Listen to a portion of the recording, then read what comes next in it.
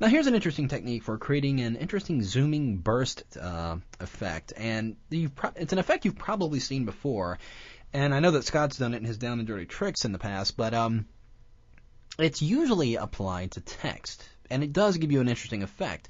Well, I began experimenting with photographs and found that it gave me a really intriguing effect if you tweak it a little bit. Now, here I have an image of this guy. He's really rocking out with his headphones on, and I want to really give this image a little bit more energy to it.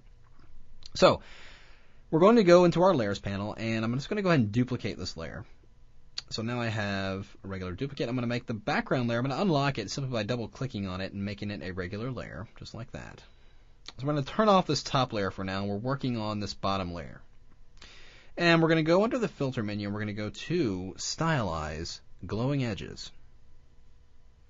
We'll get this giant window here. Let me fill it in here. Let's close the preview.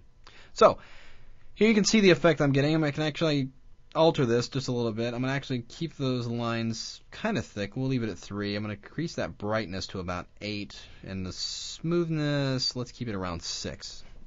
So it's giving me those edges really, really like blown out, really glowing effect there. And we'll hit OK. Then I'm going to go into the filter menu again, and this time go to Distort Polar Coordinates. And we're going to go from polar to rectangular. And we'll hit OK. Let me see what we get there. Then we're going to go under Image menu and go to Rotate Canvas. And we're going to rotate 90 degrees clockwise.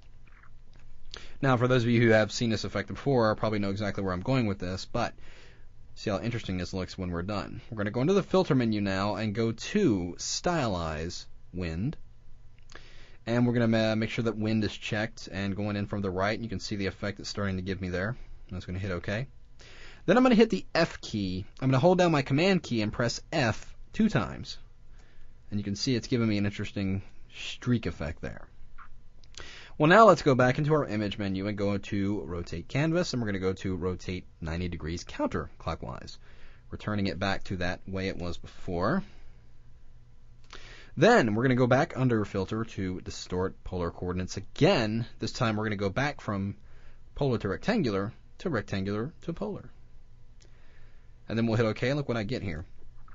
That is a really cool burst effect. Well, we're not quite done yet. Remember that duplicate layer we have up here? I'm going to activate that and then change its blending mode from normal to overlay.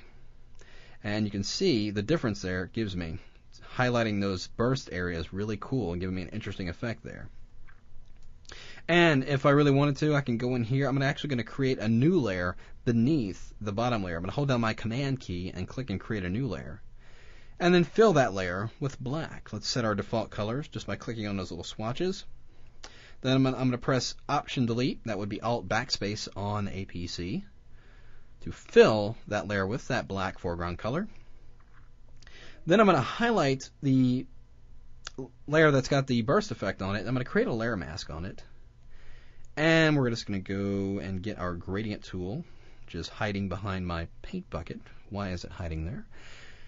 And making sure we're going from a black to transparent gradient, which is the second icon right here. I'm just going to go from, hold down the Shift key, and I'm just going to come in from the sides like this, and the top and bottom. Just kind of narrow that effect in there a little bit more. And that pretty much does it. You can see we've taken a very simple photograph. If I put this back to normal, that's what we started with. And just by running that effect that you've probably seen run on text before, we get a very interesting burst effect in there. And one last thing I could probably do in here just to finish this off is I'm going to create a new layer on the very top.